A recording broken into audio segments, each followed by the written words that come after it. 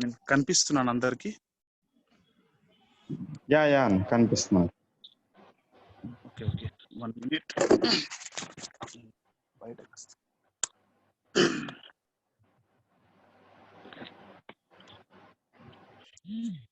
Okay thank you అందరికీ. మీరు ఈ సమయం ఇచ్చి ఈ విధంగా ప్రోగ్రామ్ అరేంజ్ చేసి ఇన్వైట్ చేసినందుకు కూడా మన సెట్ సెక్రటరీ అన్నకు, సందీప్ అన్నకు, నైబార్ మినిస్ట్రీ వారందరికి కూడా హృదయపూర్వక వందనాలు తెలియజేస్తున్నాను. దేవుని మా కృపను బట్టి మీ మధ్యలోకి రావడానికి, విధంగా దేవుడు చేసిన కార్యాలని షేర్ చేయడానికి నాకు ఇచ్చిన ఒక అవకాశాన్ని బట్టి కూడా కృతజ్ఞతాస్తుతులు చెల్లిస్తున్నాను.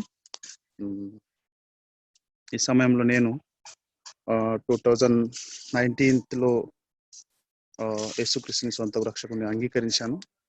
అంతకుముందు మాది క్రిస్టియన్ ఫ్యామిలీ, నామినల్ క్రిస్టియన్ ఫ్యామిలీలో నేను జన్మించినాను.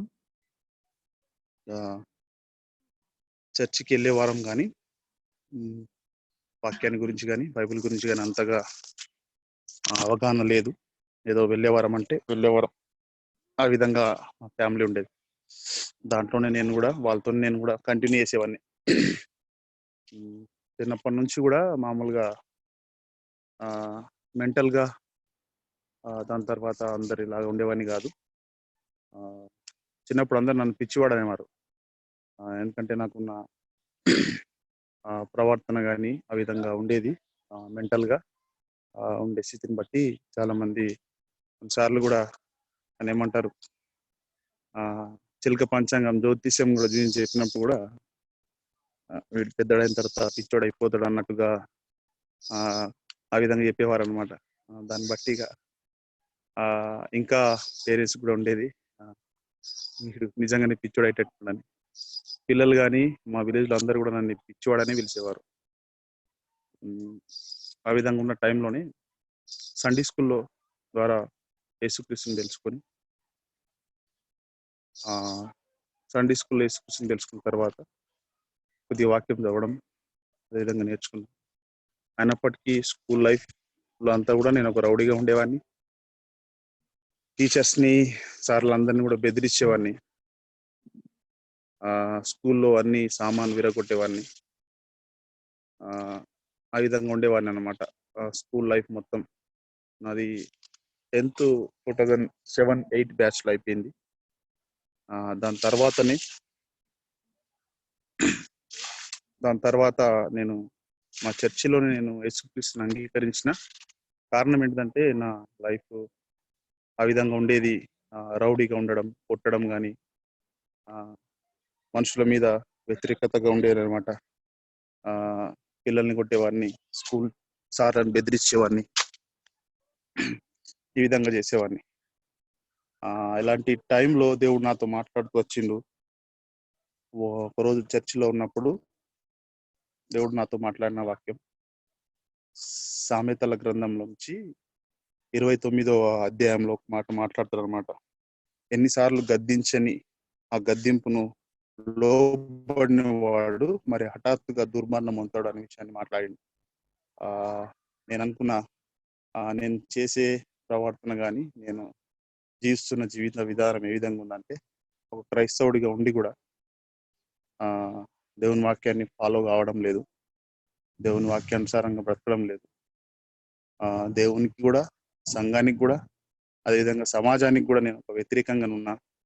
నా ప్రవర్తన కానీ ఈ విధంగా ఉంది అనే విషయాన్ని నాకు జ్ఞాపకం వచ్చిందని, నాకు ఒక భయం కూడా వచ్చింది ఆ టైంలో. ఎన్నిసార్లు గద్దించినా అంటే, దేవుడు చాలాసార్లుగా చర్చికి వెళ్ళినప్పుడు మాట్లాడతాడు కానీ విని వదిలిపెట్టే జీవితంలా ఉండేదను. ఆ టైంలో ఈ వాక్యం మాట్లాడేసరికంటే ఒక భయం అనేది మొదలైంది. ఆ భయం మొదలై, ఆ భయం ద్వారా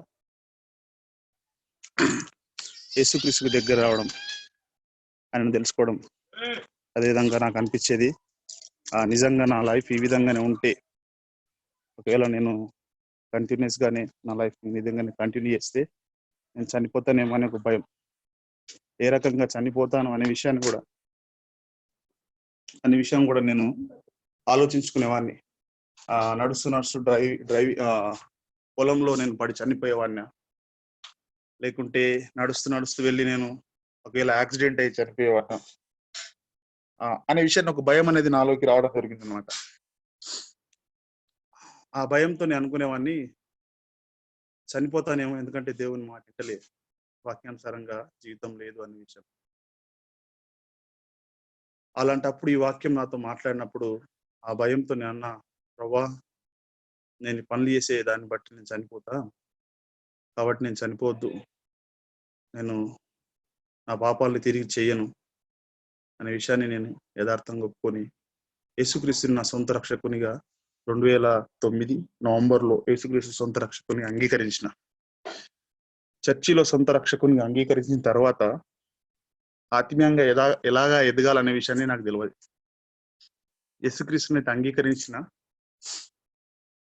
కానీ ఇంకా ఏ విధంగా ఉండాలి, ఏది చేయాలి అనే విషయం తెలియదు. భక్తిగా చర్చ్కి వెళ్ళడం రావడము అనేది జరుగుతున్న సందర్భం అప్పుడు. ఆ టైంలో నేను ఇంటర్మీడియట్ చదువుతున్న టైంలో మళ్ళీ నా పాత నైజాం నాలోకి రావడానికి ప్రయత్నించినప్పుడు తిరిగి మళ్ళీ నేను ఏబీవీపీ ప్రెసిడెంట్గా కావడం, దాని తర్వాత నేను హిందూ ముస్లింలందరినీ కొట్టడం, ఈ విధంగా కాలేజీలో సార్లను కూడా కొట్టడం. అప్పట్లో ఆ రోజులో బంగ్లాదేశ్కి ఒకసారి కూడా పోవడం అందరు జరిగింది. ఆ టైంలో నెలలే. ఆ టైంలో నేను ఏబీవీపీ ప్రెసిడెంట్గా కాలేజ్కి నేను ఉండేవాడిని. ఆ విధంగా అలాంటి టైంలో ఉన్నప్పుడు ఆ టైంలోనే EU పరిచయం కావడం.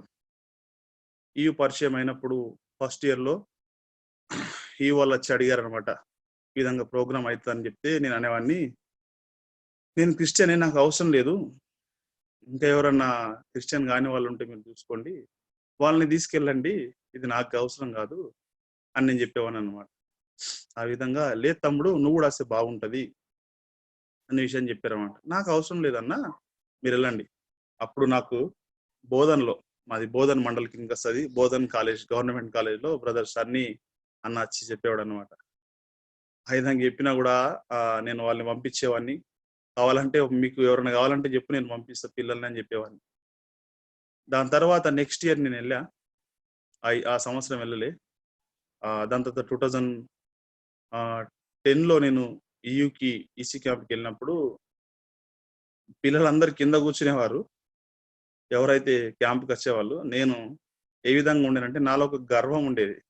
ఎలాంటిదంటే, ఇది క్రిస్టియన్ నేను కదా, నాకు కాదు ఇది, హిందూ పిల్లల కోసం కాబట్టి అని అందరి పిల్లల కింద కూర్చుంటే వెనుక గ్రాడ్యుయేట్స్ కూర్చుంటుండే అనమాట, చైర్లో స్పీకరు గ్రాడ్యుయేట్స్ కూర్చునేవారు. నేను వెళ్ళి వాళ్ళ దాంట్లో కూర్చునేవాడిని. కింద కూర్చోమంటే కూడా కూర్చునేవాడిని కాదు, ఎందుకంటే ఇది నాకు కాదు ప్రోగ్రామ్, వాళ్ళ కోసం అని నేను ఆ విధంగా ఉండేవాడిని అనమాట. నాకు ఆ టైంలో నిజామాబాద్ నుంచి ఆనంద్ రాజ్ అన్న, ఆనోక్ అన్న, వీళ్ళందరూ కూడా గ్రాడ్యుయేట్స్ గా ఉన్న టైంలో వాళ్ళందరూ కూర్చురు. డిస్ట్రిక్ట్ కోఆర్డినేటర్ గా మన ఆనోక్ అన్న ఉండే. ఆ టైంలో నేను కూడా వాళ్ళతోనే కూర్చునేవాడిని. వాళ్ళు ఏమనుకునేవారో నాకు తెలియదు. అలా టైంలో గర్వం అనేది ఉండే ఒక క్రిస్టియన్ గా. దాని తర్వాత నేను అదే కంటిన్యూ అయినప్పుడు EC క్యాంప్ అంతా నన్ను ప్రభావితం చేయలేదు, కానీ దాని తర్వాత నేను DT క్యాంప్కి వెళ్ళినప్పుడు అది నన్ను చాలా ప్రభావితం చేయగలిగింది. ఒక క్రైస్తవుడు ఏ విధంగా ఉండాలనేది నేను చర్చిలో నాకు అంత చెప్పేవారు కూడా అలాంటిది లేనప్పటికీ కూడా DT క్యాంప్లో ఒక శిష్యుడు నిజంగా ఒక యేసుక్రీస్తుని అంగీకరించిన వ్యక్తి ఏ విధంగా ఉండాలి, ఏ పనులు చేయాలి, ఏ పనులు చేయకూడదు అనే విషయాల్ని స్పష్టంగా అర్థమైంది నాకు. DT క్యాంప్కి అప్పుడు ధనుంజయ అన్న, నాగేశ్వర అన్న ఉండనమాట, వాళ్ళు తీసుకెళ్ళారు నన్ను DT క్యాంప్కి. నేను ఒక్కడిని వెళ్ళిన DT క్యాంప్ బోధన్ నుంచి. అప్పుడు నాలో ఉన్న నిజంగా పాప నైజం ఇంకా నాలో ఉండడం ఒప్పుకోవడం అయితే జరిగింది, కానీ వాటిని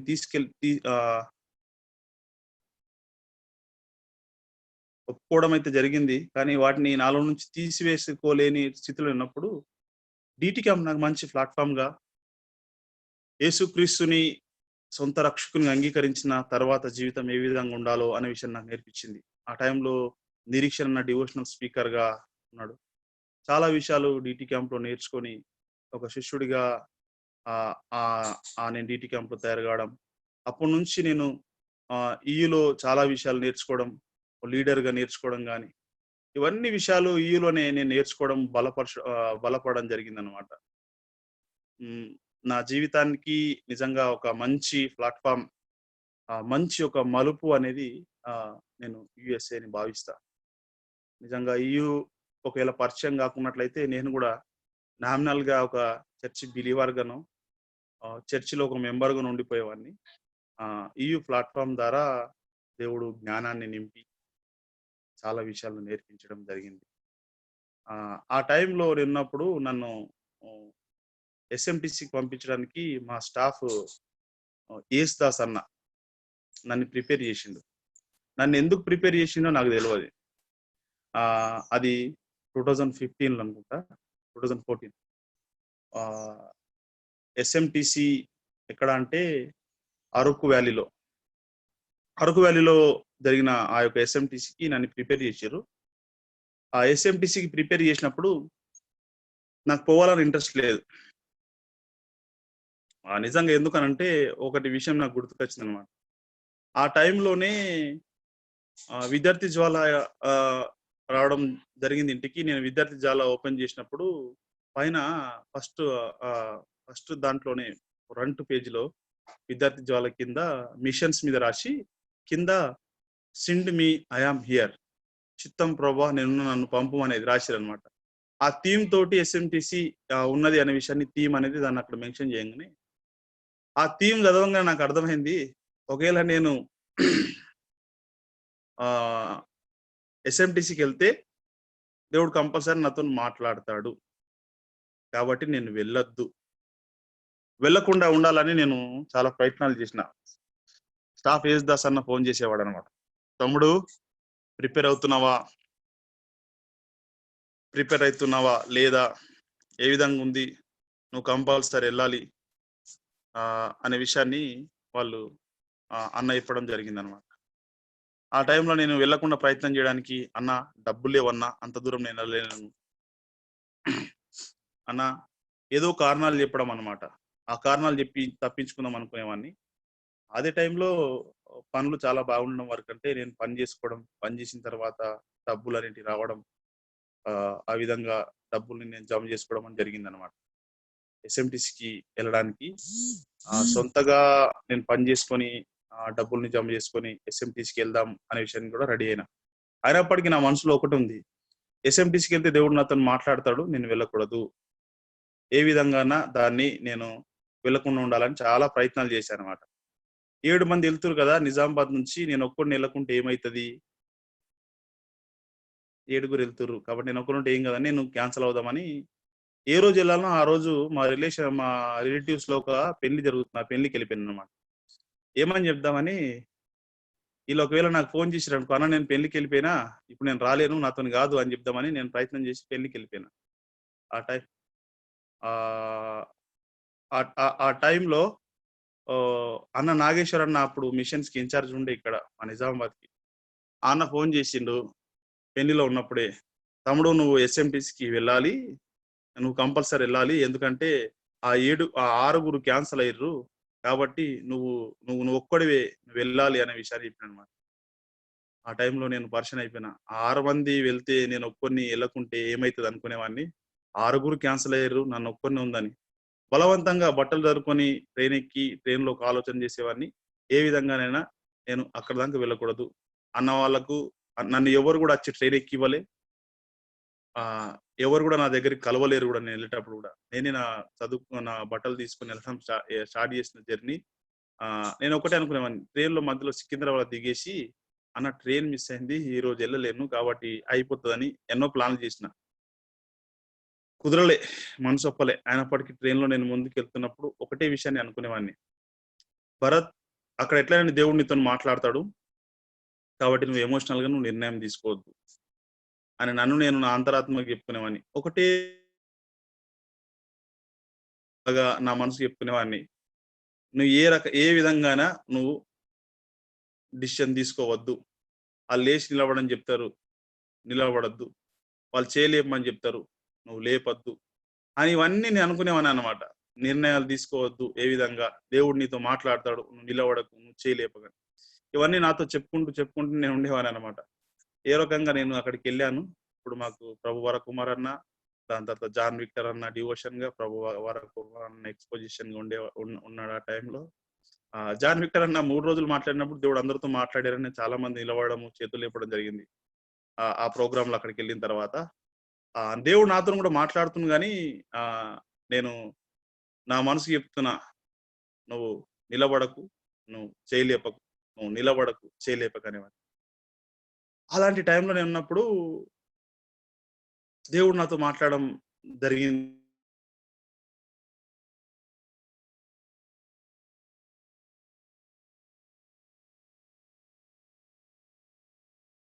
ఏమంటే వాళ్ళందరూ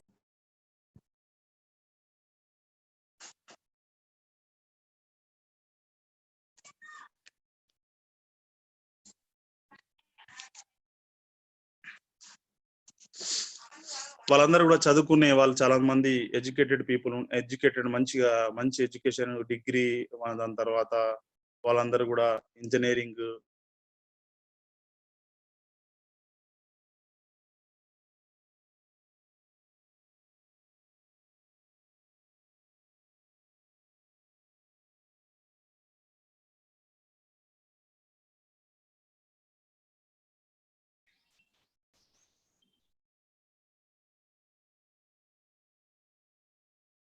ఎంటీ ఉండే నాతో ఉన్న వాళ్ళందరూ.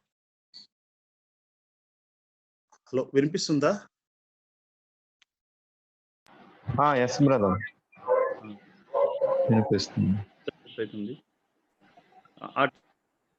ఇందాక కొంచెం కట్ అయింది, ఇప్పుడు కూడా కట్ అయింది.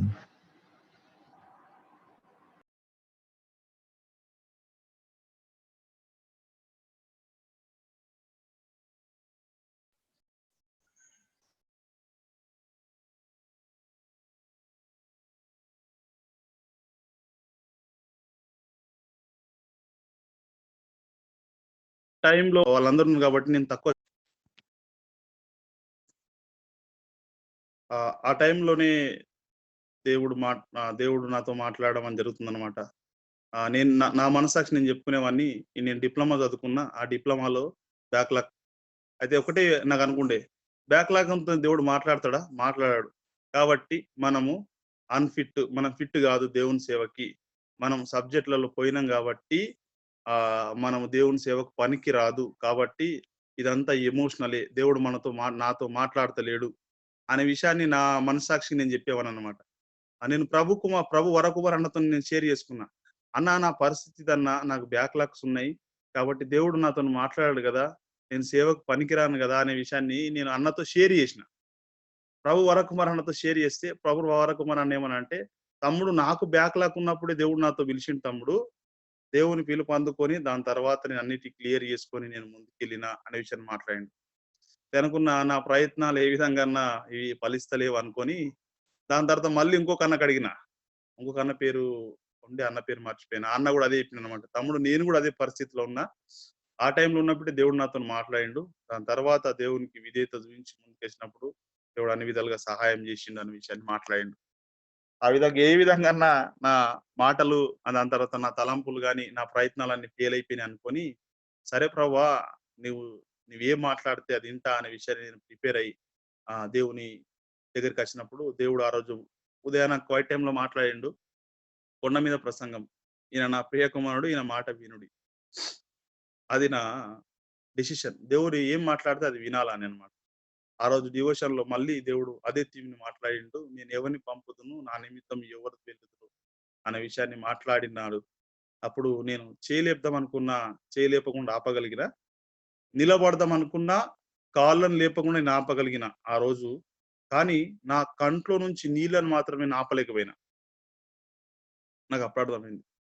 దేవుడు నాతో మాట్లాడుతుండు. దేవుడు పూర్తి కాల సేవకు నన్ను పిలుస్తుండు అనే విషయాన్ని నాకర్థమైంది ఆ రోజు. ఆ రోజు ఏడుస్తూ దేవుని దగ్గర ఒప్పుకొని, "ప్రభువా నన్ను క్షమించుము.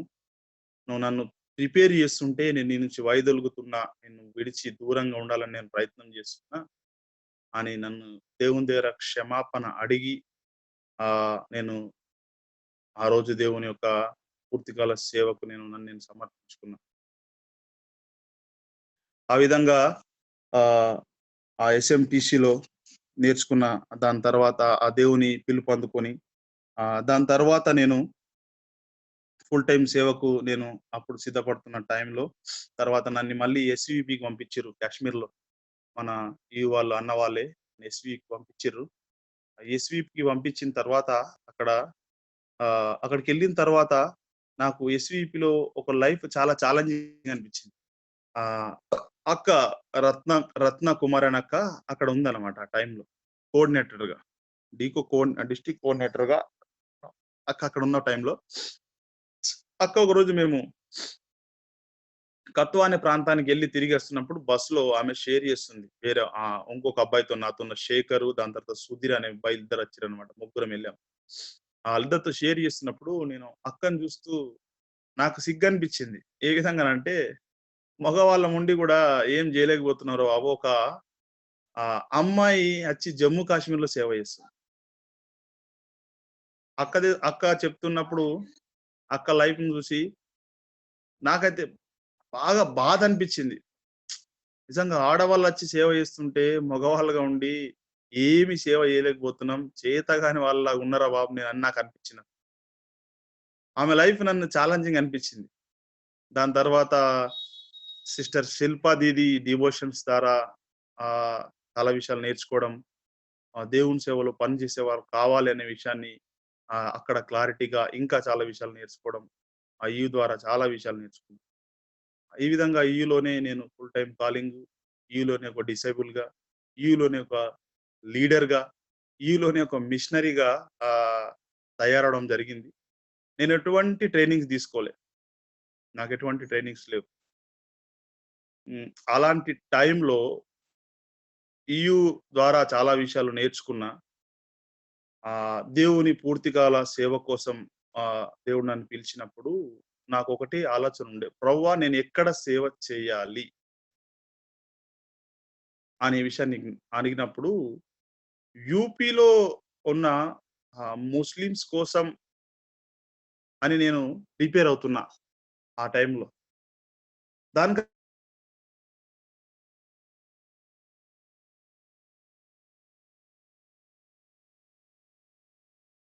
ముందు మీకు చెప్పాలి. Sorry disturbance. నాది ఈ ఫోన్‌లో నేను మాట్లాడుతున్నా. నాకు ల్యాప్‌టాప్ అనేది లేదు. కాబట్టి ఫోన్స్ వస్తున్నాయి. దాంట్లో ఈ డిస్టర్బెన్స్ జరుగుతుంది. అన్న ఓకేనా సందీప్ అన్న? ఓకే. ఓకే భయ్యా. ఓకే. Thank you. ఓకే. ఆ విధంగా నేను ముస్లిమ్స్ మధ్య సేవకు వెళ్ళడం కారణం ఏంటంటే నా సండే స్కూల్ ప్రభావం ముస్లిమ్స్ మధ్యకి వెళ్ళడం జరిగిందనమాట. ఏ విధంగా అంటే సండే స్కూల్‌లో చెప్పేవారు, టీచ్ చేసేవారు ఏ విధంగా అంటే, మీ ఫ్రెండ్స్ కి సువార్త చెప్తారా? మీ ఫ్రెండ్స్ కి యేసుక్రీస్తుని పరిచయం చేయరా మీరు? అనే విషయాన్ని మాట్లాడేవారు అనమాట సండే స్కూల్ టీచర్స్. ఆ ప్రభావం ఏమైందంటే నా ఫ్రెండ్స్ అంతా ముస్లిమ్స్ ఉండేవారు చాలా మట్టుకి. కాబట్టి ఆ విధంగా నేను ముస్లింలకు వాళ్ళతో షేర్ చేయడానికి, వాళ్ళకి యేసుక్రీస్తుని పరిచయం చేసేవాడిని. వాళ్ళతో ఫ్రెండ్‌షిప్ చేసేవాడిని. వాళ్ళతోని కలిసి నేను మసీద్‌కెళ్ళేవాడిని. వాళ్ళతో కలిసి నేను నమాజ్ చేసేవాడిని. ఈ విధంగా వాళ్ళతో ఉండేవాడిని. వాళ్ళతోని నేను ఈ రోజా 30 రోజులు ఉపవాస ప్రార్థన చేయడం గాని, ఎందుకంటే వాళ్ళందరూ నమాజ్ చేస్తుంటే నేను వాళ్ళతోనే ఉండి యాక్షన్ అయితే సేమ్ ఉంటుండే. కానీ నేను ప్రార్థన చేసేవాడిని. ప్రభువా వీళ్ళందరిని రక్షించు. ప్రభువా వీరి కోసమని. ఆ విధంగా ఫ్రెండ్‌షిప్ ఉండడం వల్ల వాళ్ళకి యేసుక్రీస్తుని పరిచయం చేయాలనేది ఆలోచన ఉండేది. కానీ అంత భారంగా ఉండేది కాదప్పుడు. ఏదో ఫ్రెండ్స్ కాబట్టి వాళ్ళతోని తిరగడము, మనం ఒక క్రిస్టియన్ కాబట్టి వారికి యేసుక్రీస్తుని పరిచయం చేయడము అనేది చాలా అంటే భారంగా లేకున్నా ఏదో మామూలుగా అలా ఉండేది. ఆ విధంగా ఆ విధంగా ఉన్నప్పుడు నాకు ముస్లిమ్స్ మధ్య పర్టిక్యులర్‌గా ముస్లిమ్స్‌కి సేవ చేయాలి అనే విషయాన్ని నేను ఎక్కడ దేవుడు నాతో మాట్లాడిండంటే, మన ఈయు వాళ్ళు ఒకసారి ప్రోగ్రామ్ అరేంజ్ చేసిర్రు ఏలూరులో. Dare to answering Islam and Hinduism మీద. అప్పుడు అక్కడ పీటర్ అక్బర్ అన్న వచ్చిండనమాట. అన్న అక్బర్ అన్న వచ్చినప్పుడు మేము వెళ్ళాం. అక్కడ అన్న ఒక మాట మాట్లాడిండు. దేవుడు సర్వలోకానికి వెళ్ళి సర్వ సృష్టికి సువార్తను ప్రకటించాలి. కానీ మనం ప్రకటిస్తుంది సర్వ సృష్టికి మనం ప్రకటిస్తున్నాం అనుకుంటున్నాం గానీ, దాంట్లో మిలిగిపోయినది జాతి ఉంది. ఆ ముస్లిం జాతికి మనం రీచ్ కాలేకపోతున్నాం. దాన్ని దానికి కూడా సువార్త ప్రకటించేదే మన బాధ్యత అనే విషయాన్ని అక్కడ అన్న మాట్లాడిండు. దానికంటే ముందు ఆహ్, లోకల్‌లో నేనున్నప్పుడు ముస్లిమ్స్ వాళ్ళు వాళ్ళ ప్రవర్తన గాని, వాళ్ళకున్న సిట్యుయేషన్స్ అవన్నీ ఉన్నప్పుడు గూడా వారితోని మాట్లాడుతున్నప్పుడు, వారు ఏ విధంగాన్నా క్రిస్టియన్స్‌ని ఓడించాలి అన్నట్టుగా వాళ్ళు మాట్లాడేవారన్నమాట. మా అల్లానే గొప్ప అనే విషయాన్ని మాట్లాడినప్పుడు గూడా, వాళ్ళతోటి నేను కొన్ని సార్లుగా ఆర్గ్యుమెంట్ గూడా చేసేవాడిని. ఆ టైంలో నేను ముస్లిమ్స్‌కి సువార్త చెప్పడానికి దేవుడు నన్ను బలంగా వాళ్ళతో కమ్యూనికేట్ కావడానికి దేవుడు సహాయం చేసిండు. పీటర్ ఆఫ్ గ్రన చెప్పిన తర్వాత నేను చాలా నేను అనుకున్న నిజంగా ఈ దాంట్లో చాలా నీడ్ ఉంది, అవసరత ఉంది అనే విషయాన్ని నేను తెలుసుకున్నా.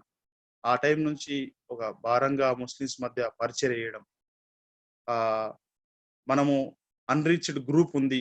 ఆ గ్రూప్‌ని రీచ్ కాలేకపోతున్నాం అనే విషయాన్ని నేను అక్కడ తెలుసుకున్నా. దాని తర్వాత మళ్ళీ మన యూలోనే ఫస్ట్ నైబర్ సెల్‌ని చేసారు ఎక్కడంటే నంబూర్‌లో. నంబూర్‌లో మన అల్ బషీర్ మినిస్ట్రీ నుంచి నూర్ భాయ్, దాని తర్వాత రాజ్ దురై వీళ్ళందరినీ స్పీకర్‌గా పిలిచారనమాట. ఈయు ద్వారానే నేను ఇస్లాం గురించి చాలా విషయాలు తెలుసుకోవడం జరిగింది. ఆహ్, ఈయులో భారంగా వాళ్ళ మధ్యలో సేవ చేయాలి అనే ఆలోచన గూడా ఆహ్, ఆహ్, అనే విషయం ఆలోచన గూడా దేవుడు నాతో అక్కడక్కడ కొన్ని సెమినార్స్‌లలో ఇస్లామిక్ సెమినార్స్‌లలో కొందరు అటెండ్ చేసినప్పుడు వెళ్లి కలవడము, ఆ సెమినార్స్‌లలో తెలుసుకోవడం అనేది జరిగిందనమాట. దాని తర్వాత నేను ఈ ఈ విషయాలన్నీ దేవుడు నాకు ఈ భారాన్ని ఇచ్చిన తర్వాత నేను దేవునితో రోజు ప్రార్థన చేసేవాడిని. ప్రభువా నేను ఎక్కడ సేవ చేయాలి? ఎవరి మధ్య సేవ చేయాలి? అంటే ఏ ప్రదేశంలో సేవ చేయాలి అనే విషయాన్ని నేను ప్రార్థన చేసేవాడిని. ప్రార్థన చేసినప్పుడు నాకు ఆల్రెడీ నేను మా నిజామాబాద్ ఏరియాస్‌లలో నేను కొందరు ముస్లిమ్స్ సోదరులకి నేను యేసుక్రీస్తుని పరిచయం చేయడం జరిగింది. అందులో కొంతమంది లేడీస్ కూడా ఉన్నారు. సీక్రెట్‌గా వారు యేసుక్రీస్తుని నమ్ముకొని వారు ప్రార్థన అవసరతలు పంపించేవారు. ఏ విధంగానంటే చిట్టీలలో వాళ్ళ ప్రార్థన అవసరత రాసి చిన్న చిన్న పిల్లలు గాని, ఎవరో పిల్లల ద్వారా నా దగ్గరికి పంపించేవారు. వాళ్ళ కోసం నేను ప్రార్థించేవారిని. నేను కూడా చిట్టిలో రాసి వాళ్ళకి యేసుక్రీస్తుని గురించి కొన్ని విషయాలు రాయడం జరిగింది. రాసి వారికి పంపడం. ఆ విధంగా వాళ్ళు యేసుక్రీస్తుని గురించి విశ్వాసంలోకి రావడం అనే విషయం మా నిజామాబాద్‌లో కూడా నేను చేయడం జరిగింది. కానీ నాకొక దేవా పర్టిక్యులర్‌గా దేవా నేనెక్కడ సేవ చేయాలి? ఇక్కడ చేస్తున్న దాని విషయంలో ఇక్కడ చర్చ్ స్టార్ట్ జేయాలా? దాని తర్వాత నేను ఈయూ మినిస్ట్రీలో ఉండాలా? అనే విషయంలో దాంట్లో నేను చెయ్యాలా అనే విషయాన్ని దేవుని దగ్గర నేను అడిగినప్పుడు, దేవుడు నాతో ఏం మాట్లాడకపోవడము కొన్ని రోజుల వరకు ఆ విధంగా ఉండేది. ఆ టైంలో నేనొక రోజు రాత్రి నేను ప్రార్థన చేశా. ప్రభా! ఏ స్థలంలో ఎక్కడ అవసరత ఉందో ఆ స్థలానికి నన్ను తీసుకెళ్ళు. ఆ స్థలంలో నీ పరిచర్య చేస్తానన్న విషయాన్ని మాట్లాడిన. ఆ టైంలో యాక్చువల్లీ యూపీ గురించి నేను ప్రార్థన చేసేవాడిని. యూపీకి వెళ్దామని. యూపీలో బరేలీ అనే ప్రాంతం కోసం చాలా రోజులు నేను ప్రార్థన చేసిన. ఆ యూపీ బరేలీ కోసం నన్ని ఆహ్, ఎంకరేజ్ చేసిన అన్నవాళ్ళు కూడా ఉన్నారు. మన వైవీఆర్ ప్రసన్న కుమార్ అన్న, దాని తర్వాత ఇంకా కొందరు అన్నవాళ్ళు ఉన్నారనమాట. యూపీకి వెళ్ళడానికి. అనే ఆ విధంగా ఉన్నప్పుడు ఖచ్చితంగా దానికోసం ప్రార్థన చేసేవాడిని. కానీ నేను అనుకున్నాను నిజంగా నేను ఆ ప్లేస్‌కి వెళ్ళాలనా ఇంకా ఎక్కడెళ్ళాలని నేను ప్రార్థన చేసినప్పుడు ఒకరోజు రాత్రి నేను ఆన్‌లైన్ ఇంటర్నెట్‌లో నేను సెర్చ్ చేస్తున్న టైంలో ఎక్కడ ముస్లిం పాపులేషన్ ఎక్కడ ఎక్కువుంది అనే విషయాన్ని ఎక్కడ ఎక్కువుంది అని నేను సెర్చ్ చేస్తున్న టైంలో చాలా పాపులేషన్ యూపీ, దాని తర్వాత మన కాశ్మీర్ సైడ్ చూపిస్తుంటది. Bihar, UP side. కానీ అస్సాంలో చాలా తక్కువ పాపులేషన్ చూపిస్తది మనకు అస్సాం గురించి. కానీ అస్సాంలో గ్రోతింగ్ అనేది ఎక్కువుందనమాట. 0.3 గ్రోతింగ్ అనేదనమాట. ప్రతి సంవత్సరం అయితుంది. ఎందుకు అంతగానం గ్రోతింగ్ ఇక్కడ ఉంది అనే విషయాన్ని నేను ఆహ్ ఎందుకు ఇంతగానం గ్రోతింగ్ ఉందని ఆలోచించినప్పుడు అక్కడ ఉన్న సిచ్యువేషన్స్ ఏంటి అనే విషయాన్ని నేను సెర్చ్ చేసి చూసినప్పుడు అక్కడ ఉన్న వాళ్ళందరూ కూడా చాలా మంది బంగ్లాదేశ్ ముస్లిమ్స్.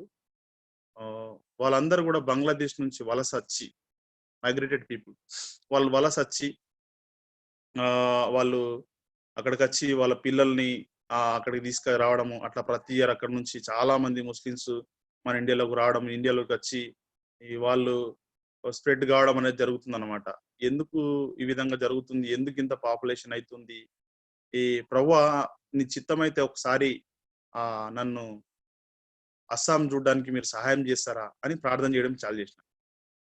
ఆ విధంగా ప్రార్థన చేసి చాలు చేసిన తర్వాత అస్సాం ఒకసారి ఏ విధంగా చూద్దాం, ఎందుకు ఈ విధంగా జరుగుతుంది, వాళ్ళు వచ్చి అక్కడ ఏం చేస్తుర్రు, వాళ్ళు ఏ విధంగా ఉన్నారు అనే విషయాన్ని చూడడానికి నేను ప్రయత్నం చేయడము, దాని తర్వాత ప్రార్థన చేసి చాలా రోజులు చేసిన తర్వాత కొన్ని మిషనరీ ఆర్గనైజేషన్స్ ఏవి ఉన్నాయి అనే విషయాన్ని నేను కొన్ని కనుక్కున్నాను అనమాట. మళ్ళీ ఇది ఇండియన్ ఇవాంజలికల్ మిషన్, ఎఫ్ఎంపిబి, విశ్వవారి ఇవన్నీ ఆలోచించినప్పుడు మన ఒక గ్రాడ్యుయేట్ ఎఫ్ఎంపిబి మిషనరీగా సిహెచ్ జాన్ అన్న జార్ఖండ్ లో సేవ చేస్తుండు. మా బోధనకు ఒకసారి వచ్చినప్పుడు నేను అడిగిన అనమాట. అన్న తను షేర్ చేస్తున్నప్పుడు మాట్లాడిన అనమాట. తన షేరింగ్ కూడా ఏ విధంగా ఉంటుందంటే, తమ్ముడు నేను నా డిప్లొమాలో బ్యాక్లాక్ అయినప్పుడు దేవుడు నాతో మాట్లాడిండు. అప్పుడు నేను అక్కడికి వెళ్ళి దాని తర్వాత దేవుడు సహాయం చేసిండు, అన్ని క్లియర్ చేసుకొని ఆ చెన్నైలో ఉండి ఆ విధంగా అక్కడ నుంచి జార్ఖండ్కి సేవ పంపించారనే విషయాన్ని మాట్లాడినప్పుడు అన్నతో నేను కలిసి మాట్లాడి అన్న దేవుడు నాతో కూడా ఈ విధంగానే మాట్లాడిండు అనే విషయాన్ని నా కాలింగ్ షేర్ చేసుకొని చాలా రోజుల తర్వాత మళ్ళీ ఒక 3 years తర్వాత, ఒక 2 years తర్వాత అన్నకు ఫోన్ చేసి, అన్న మీరు జార్ఖండ్ లో ఉన్నారు కదా, నేను అస్సాం గురించి ఒకసారి చూడాలనుకుంటున్నా అక్కడ ఎట్లా ఉంటారు అనే విషయాన్ని. కాబట్టి మీరు జార్ఖండ్ లో ఉన్నారు కాబట్టి మీ అస్సాంలో ఎవరన్నా మీ స్టాఫ్ ఎవరన్నా ఉంటే నాకు చెప్పండి అన్న, నేను అక్కడికి వెళ్తా అనే విషయాన్ని అన్నతో నేను ఫోన్ చేసిన. నాకు తెలుసు అన్న జార్ఖండ్ లో ఉన్నాడని ఫోన్ చేశారు. కంటే అన్న ఏమన్నాడు, తమ్ముడు నువ్వు రావచ్చు, అస్సాంకి రావచ్చు, ఎందుకంటే ప్రజెంట్ నేను అస్సాంలోనే ఉన్నా కాబట్టి నువ్వు ఎప్పుడైనా రావచ్చు అనే విషయాన్ని మాట్లాడినాను. అనగానే నాకు అప్పుడు అస్సాంకి వెళ్ళడానికి దారి ఓపెన్ అయింది. అయితే ఇప్పుడు అస్సాంకి ఎట్లా వెళ్ళడానికి ఎంత డబ్బులు ఖర్చు అవుతాయి అనే విషయాన్ని జ్ఞాపకం చేసుకొని నేను పని చేయడం స్టార్ట్ చేసిన. నేను 6th క్లాస్ నుంచి నేను పని చేసేవాడిని, కూలి పని. ఎంతంటే అప్పుడు 20 రూపీస్ ఉండే పర్ డే, రోజుకి 20 రూపాయలు ఇచ్చేవారు అనమాట. ఆ విధంగా నేను కష్టం పని చేయడం అనేది నాకు అలవాటు. అస్సాంకి వెళ్ళడానికి నేను రెడీ అయ్యి డబ్బులు జమ చేయడానికి స్టార్ట్ చేసిన. అప్పుడు నేను ఒక ఎలక్ట్రికల్ డిపార్ట్మెంట్లో సూపర్వైజర్గా పనిచేస్తున్న ఒక కాంట్రాక్టర్ దగ్గర. దాన్ని మన ఏజీ ఆనంద్ రాజ్ అన్న నన్ను అక్కడ పెట్టడం జరిగింది. ఆనంద్ రాజ్ అన్న ద్వారా అక్కడ నేను ఒక కాంట్రాక్టర్ దగ్గర సూపర్వైజర్గా పనిచేస్తూ ఉన్న టైంలో వర్క్ అన్ని నేర్చుకోవడం జరిగింది. కాంట్రాక్టర్ కూడా నాకు అన్నాడు, భరత్ నువ్వు వర్క్ చూసావు, నీకు తెలుసు కాబట్టి నువ్వే చేసుకో, ఆ కాంట్రాక్ట్స్ నీకు ఇస్తా అన్నాడు. అప్పుడు అనిపించింది, ఫైనాన్స్ కూడా వచ్చేసినాయి. వెంటనే రాత్రి పగళ్ళు ఎవరిని లేబర్ని పెట్టుకోకుండా నేనే లేబర్ వర్క్ ని కూడా, ఫిట్టింగ్ వర్క్ ని కూడా అన్ని కూడా నేనే చేసేవాడిని. ఆల్మోస్ట్ ఏదైతే రాదో మేజర్ వర్క్ దాని విషయంలోనే లేబర్స్ ని పెట్టుకునేవాడిని. ఆ విధంగా నేను ఒక 30,000 దాకా నేను దాన్ని వాటన్నిటికి జమ చేసిన అస్సాంకి వెళ్ళడానికి. నేను అస్సాంకి వెళ్తా అని చెప్పినప్పుడు చాలా మంది నన్ను తిట్టారనమాట. నువ్వు ముస్లిమ్స్ మధ్య సేవ చేయడానికి అస్సాంకి ఎందుకు వెళ్తావురా బాబు, ఇక్కడే ఉండు, వాళ్ళు చాలా డేంజర్, అస్సాంలో ముస్లింలు చాలా డేంజర్, అక్కడ చాలా మంది టెర్రరిస్ట్ ఉంటారు అనే విషయం చెప్పారనమాట. చూసేద్దాం వెళ్తున్నా అని నేను చెప్పాను అనమాట. వాళ్ళు చూసి రావడానికి వెళ్తున్నా అనే విషయాన్ని. డబ్బులు నేను రెడీ అయినాయి, వెంటనే నా బ్యాగ్ చదువుకొని వెళ్ళడం, అక్కడికి వెళ్ళి అక్కడ ఉన్న ప్రాంతాన్ని అంతటిని చూడడం జరిగింది. అక్కడ చాలా మరి ఘోరంగా అక్కడ ఉన్న సిచ్యువేషన్ చాలా డిఫరెంట్ గా ఉండే అనమాట. నిజంగా బంగ్లాదేశ్ ప్రజలు వచ్చి అస్సాం వాళ్ళని భయంకరంగా టార్చర్ పెట్టి వాళ్ళ భూముల్ని, వారి పొలాల్ని, వారి ఆడవాళ్ళని ఎత్తుకొని పోవడం, వారి పొలాల్లో ఉన్న ఆ ధాన్యాన్ని రాత్రి కడి చేసుకుని ఎత్తుకొని పోవడం, దాని తర్వాత వాళ్ళందరినీ టార్చర్ పెట్టి వాళ్ళని కొట్టి వాళ్ళ పొలాల్ని, వాళ్ళ ఇళ్లను అక్రమంగా ఆక్రమించుకోవడం అనే విషయాన్ని నేను చూసిన. అక్కడ ఉన్న ట్రైబల్స్ కొందరు నేను అక్కడికి రావడము, నువ్వు ఎందుకు వచ్చినా అంటే ముస్లిమ్స్ గురించి నేను తెలుసుకోవడం కోసం, వాళ్ళకి యేసుక్రీస్తుని పరిచయం చేయడానికి కోసము అనే విషయాన్ని నేను చెప్పినప్పుడు అక్కడ ఉన్న కొందరు ట్రైబల్ పీపుల్, క్రిస్టియన్ పీపుల్, దాని తర్వాత మామూలు ట్రైబల్ పీపుల్ కూడా ఏడ్చారు, చాలా ఏడ్చారు. ఎందుకంటే వాళ్ళు చాలా డేంజర్ బాబు, వాళ్ళు మా పొలాన్ని ఎత్తుకెళ్లారు, మా ఆడవాళ్ళని ఎత్తుకెళ్తారు, అదేవిధంగా మమ్మల్ని కొట్టారు, దాని తర్వాత ఇంత భయంకరమైన వాళ్ళు అని వాళ్ళు ఏడవడం స్టార్ట్ చేసారు. ఏడ్చినప్పుడు చాలా బాధ అనిపించింది. ఇంత భయంకరంగా వీళ్ళని టార్చర్ పెట్టినప్పుడు గవర్నమెంట్ ఏం చేస్తలేదా అని అనుకున్నాను అనమాట. గవర్నమెంట్ అక్కడ ఏం చేయలేదు. ఎందుకంటే గవర్నమెంట్ ఒక వెపన్ ని వాడాలంటే వాళ్ళకి అన్ని అథారిటీస్ కావాలి. కానీ ముస్లిమ్స్ దగ్గర ఈ ముస్లిమ్స్ దగ్గర ముస్లిమ్స్ అందరి దగ్గర వెపన్స్ ఉంటాయి. ప్రతి ఇంట్లో వెపన్స్ ఉంటాయి. మిషన్ గన్స్ ఉంటాయి, కత్తులు ఉంటాయి. వీటన్నిటిని వాళ్ళ ఇళ్లలో ఉంటాయి. దాని ద్వారా వాళ్ళు బెదిరియడము, కొందరిని చంపడము. పోలీసు వాళ్ళు కూడా అక్కడ పని చేయరు. ఎందుకంటే అంతా అయిపోయిన తర్వాత వాళ్ళు వచ్చి ఆ డెడ్ బాడీస్ ని దొరికితే తీసుకెళ్తారు, లేకుంటే డెడ్ బాడీస్ దొరకకుంటే మిస్సింగ్ అని వాళ్ళు ఖాళీ యాడ్ ఇవ్వడం అట్లా జరుగుతుంది అనమాట. అక్కడ ఉన్న క్రిస్టియన్ పాస్టర్స్ ని కూడా ముస్లింలు చాలా కొట్టడం, వాళ్ళని జైలు వేయడం జరిగింది. ఒక పాస్టర్ అంటాడు, నువ్వు ఎందుకు వచ్చినావు బాబు, ఇక్కడ చాలా భయంకరంగా ఉంది, ఆ వీళ్ళు చంపేస్తారు, వాళ్ళు చాలా మంది పాస్టర్స్ ని, చాలా మందిని క్రిస్టియన్స్ ని కూడా వీళ్ళు చంపేసిర్రు, చంపేసిన తర్వాత వాళ్ళ డెడ్ బాడీలు కూడా దొరకలేవు, నువ్వు ఇక్కడ చేంజ్ చేస్తావురా, నువ్వు చచ్చిపోతావు అనే విషయాన్ని వాళ్ళు మాట్లాడారు. నాకు అనిపించింది ఇంత భయంకరంగా ఉంది. అన్న బ్రదర్, నేను ఇక్కడ ఏం చేయడానికి రాలేను, నేను ఇక్కడి కోసం రాలేను, ఖాళీ చూసి వెళ్దామని వచ్చిన, చూసి వెళ్దామని అనుకుంటున్నా, చూడ్డానికి వచ్చిన అంటే, చూడ్డానికి వస్తే తొందరగా వెళ్ళిపోరా బాబు ఇక్కడ అని చెప్పిర్రు. వాళ్ళు చెప్పినంటే మమ్మల్ని కొట్టిర్రు అనే విషయాన్ని కూడా వాళ్ళు చెప్పినాడు. వాళ్ళు కొట్టడం, వాళ్ళని అడిగిన చేయడం అంటే వాళ్ళు సువార్త చెప్పినందుకు కొట్టలే, వాళ్ళ ఇంట్లోనే వాళ్ళు వర్షిప్ చేసుకున్నందుకే కొట్టిర్రు అనమాట. డిస్టర్బెన్స్ అవుతుందని కొట్టిర్రు వాళ్ళు. నువ్వు సువార్త చెప్తావంటే నిన్ను ఉంచుతారా అని అన్నారు అనమాట. నిన్ను చంపేస్తారు, మా ఇంట్లో మేము చేసుకుంటే మనం కొట్టిర్రు అనే విషయం చెప్పారు. నాకెందుకు ఆ సిచ్యువేషన్స్ పరిచయం చేసిండో దేవుడు నాకు అర్థం కాలే. ఒకరోజు బైక్ మీద వెళ్తుంటే అక్కడ ఆ బైక్ పంక్చర్ అయింది.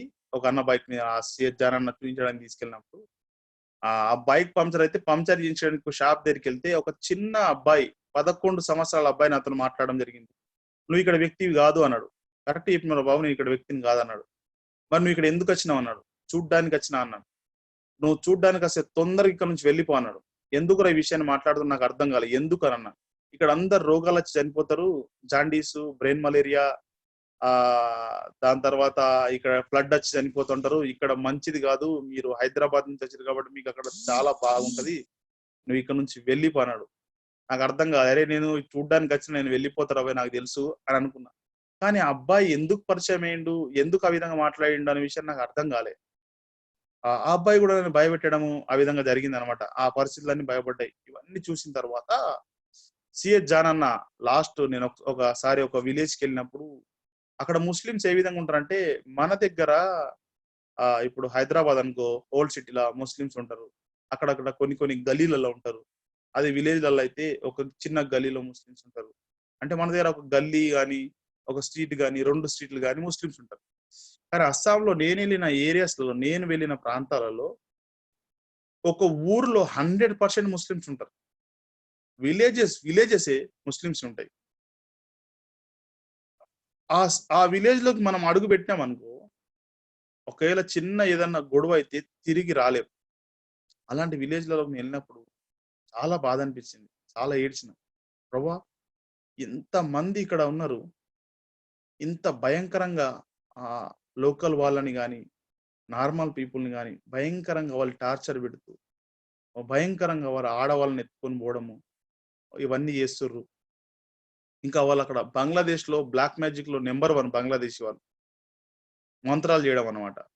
14-15 ఇయర్స్ వాళ్ళని మంత్రం చేసి వాళ్ళు ఏం చేస్తారంటే హిప్నటైజ్ చేస్తారు. హిప్నటైజ్ చేస్తే ముసలి వాడిని కూడా 14 ఇయర్స్ అమ్మాయి చేసుకుంటా అని పరిగెట్టుకుంటూ వెళ్తుంది. ఆ విధంగా ముసలి వాళ్లకు 14 years, 15 years, 16 years, 17 years, 18 years అమ్మాయిలు భార్యలుగా ఉంటారు. ఆ ముసలివాడి ఏజీ 60, 80, 45, 50 ఈ విధంగా ఏజ్ ఉంటది. ఇవన్నీ చూసినప్పుడు ఇంత భయంకరంగా వీళ్ళు ప్రవర్తిస్తున్నారు ఇక్కడ.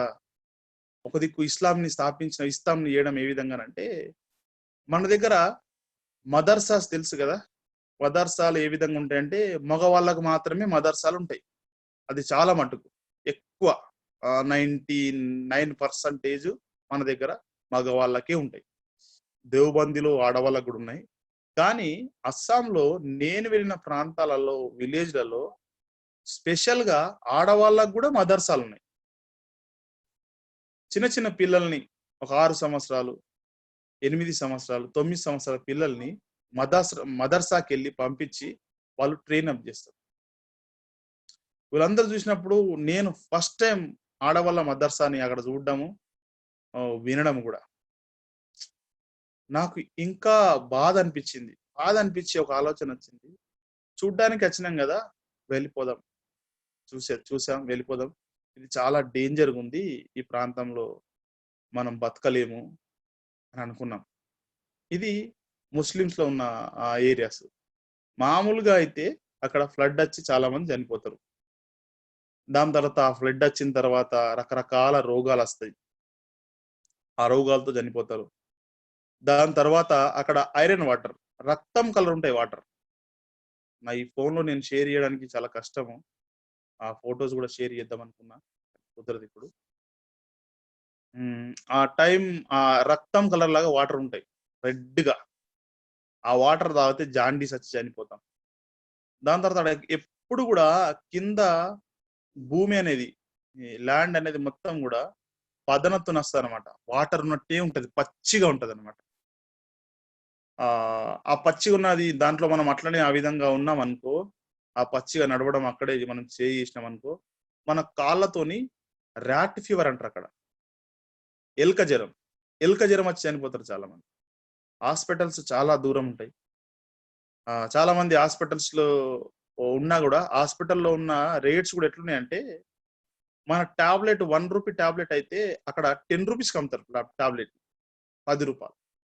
దాన్ని వాళ్ళు కొనుక్కోలేరు. బయట గవర్నమెంట్ హాస్పిటల్ పేరుకు మాత్రమే, కానీ అందులో మెడిసిన్ మొత్తం మనం ప్రైవేట్ గానే కొనుక్కోవాలి. మేము కూడా నా వైఫ్ కి నేను గవర్నమెంట్ హాస్పిటల్ చాలా సఫర్ అయినాం. మెడికల్ ఉండయి, దానికి తగ్గట్టు ఫైనాన్స్ ఉండదు ఆ టైం.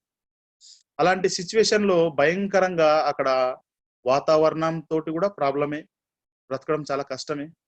దాని తర్వాత ఏనుగులు వచ్చి మనుషులందరూ చంపేస్తాయి. ఈ అడవి జంతువులతో కూడా చాలా ప్రాబ్లమే.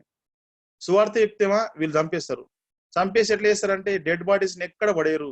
ముస్లింలు చాలా మంచోళ్ళు, వాళ్ళ ఇంట్లోనే ఆ డెడ్ బాడీస్ ని సమాధి చేస్తారు. చనిపోయిన వాళ్ళందరినీ కూడా మిస్సింగ్ అని ప్రకటించుకోవాలి అంతే, మన డెడ్ బాడీ మనకు దొరకదు. ఒకవేళ కాంప్లీట్ ఇచ్చిన పోలీసు వాళ్ళకి కాలు కేసు రాసుకొని పెట్టుకుంటారు, రిజిస్టర్ చేసుకుంటారు, కానీ వాళ్ళు ఎంక్వైరీ చెయ్యరు. అలాంటి ఏరియా. ఇవన్నీ చూసిన తర్వాత సిఎస్ జానన్న నాతో ఒక మాట మాట్లాడిండు. తమ్ముడు, అస్సాంలో ఉన్న పరిస్థితి ఇది, నీ ఇష్టం ఉంటే వచ్చి ఇక్కడ సేవ చేసుకో, లేకుంటే నీ ఇష్టం ఎక్కడ ఉంటే నువ్వు అక్కడ ఉండు, కానీ నీకు నాకు ఎటువంటి సంబంధం లేదు. నువ్వు నాకు ఈ విధంగా పరిచయం అని చూపించిన, కానీ నేను నీకు ఎటువంటి హెల్ప్ చెయ్యను. నా నుంచి నువ్వు ఎటువంటి హెల్ప్ కోరకూడదు. నాకు ఆర్గనైజేషన్ ఉంది, నేను ఆర్గనైజేషన్ లో పనిచేస్తున్నా, కాబట్టి నాకు నీకు ఎటువంటి సంబంధం లేదు. ఇక్కడైతే ఇంత భయంకరమైన పరిస్థితులు ఉన్నాయి. నువ్వు ఇంకా ముస్లిమ్స్ అంటున్నావు కాబట్టి చాలా డేంజర్. ఈ సిఎస్ జానన్న ఆ అస్సాంలో లోకల్ ట్రైబ్స్ మధ్య ఆయన సేవ చేస్తుంది అనమాట. ఈ ముస్లిం గురించి చెప్పి అన్న విధంగా 2 చేతులు ఎత్తేసినప్పుడు నేను ఒకటే అనుకున్నా, అన్న నేను చూడ్డానికి వచ్చిందే, నేను వెళ్ళిపోతున్నా కదా, ఖాళీ చూసి వెళ్ళిపోతా అని నేను రెడీ అనుకొని వెళ్ళిపోయి ఇంటికి వెళ్ళి మార్నింగ్ నేను క్వైట్ టైం చేసుకున్నా. ఆ టైంలో దేవుడు నాతో మాట్లాడిండు. లూకా సువార్త దేవుడు నాతో మాట్లాడిన విషయం, దేవుడు నాతో మాట్లాడిండు లూకా సువార్తలలో అని అంటాడు, తన కోసం తన ప్రాణం పెట్టువాడు పోగొట్టుకుంటాడు, నా కోసం తన ప్రాణాన్ని పెట్టువాడు తిరిగి పొందుకుంటాడు అనే వాక్య భాగం ఆ రోజు నాకు వైట్ టైం అన్నమాట. నాకు చాలా కోపం వచ్చింది. తన కోసం తన ప్రాణం పెట్టువాడు దాన్ని పోగొట్టుకుంటాడు, నా కోసం ప్రాణం పెట్టువాడు దాన్ని తిరిగి పొందుకుంటాడు. ఎందుకు ఈ విషయాన్ని నాతో మాట్లాడుతున్నావు?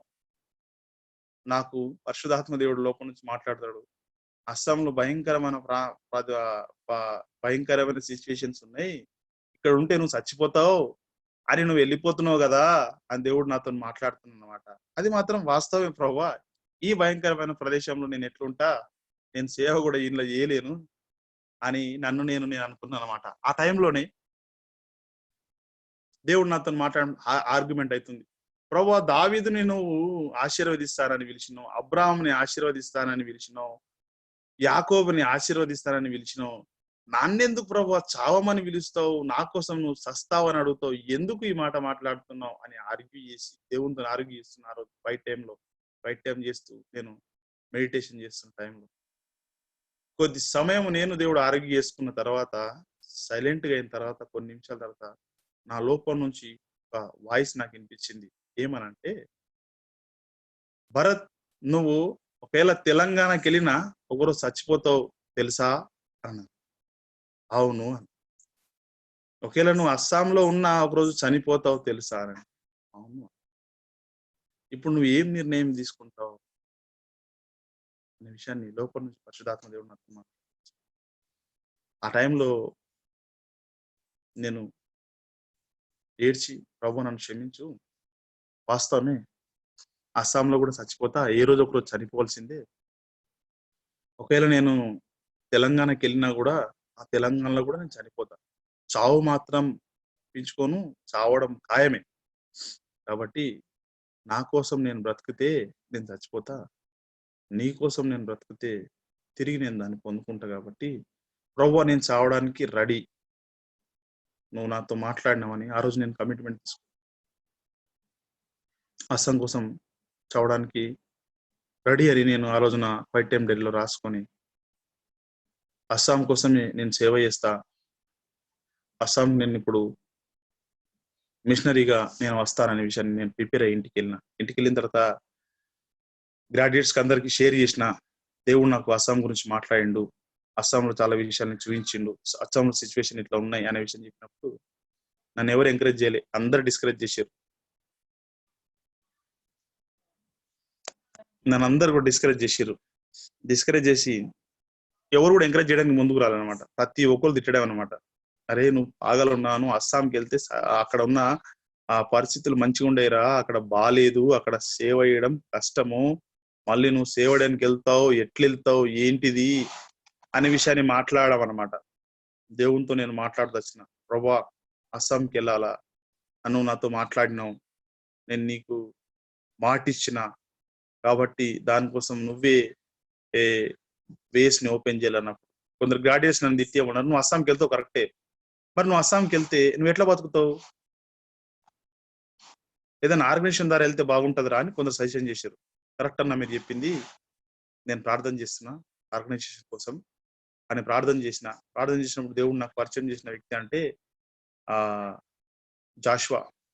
యెహోషువ గ్రంథంలో వాళ్ళు యెరికో మీదకి యుద్ధం వెళ్ళినప్పుడు దేవుడు యెహోషువతో మాట్లాడుతుంటాడు.